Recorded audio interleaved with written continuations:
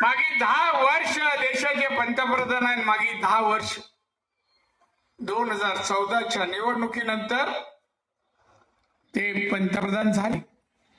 गेल्या 10 वर्षात त्यांनी या देशात केलेले काम, देशाचं नाव जागतिक पातळीवर विविध क्षेत्रात त्यांनी नेलं. 2014 साली पहिल्यांदा पंतप्रधान झाले.